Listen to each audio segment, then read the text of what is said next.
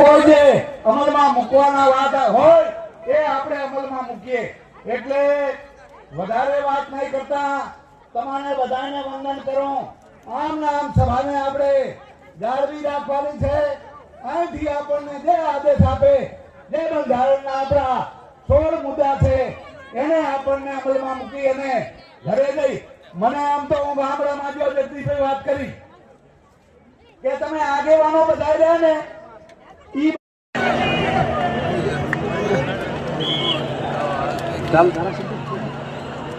દિનેશભાઈ ધારાસભ્ય શ્રી ચાણસ્મા ને વિનંતી કરો, ટૂંકમાં શુભેચ્છા સંદેશો પાઠવશે 5 મિનિટ. આદરણીય અલ્પેશભાઈ ઠાકોર સાહેબ, આદરણીય કેશાજી ઠાકોર સાહેબ પધારી ચૂક્યા છે, એમનું સ્વાગત છે.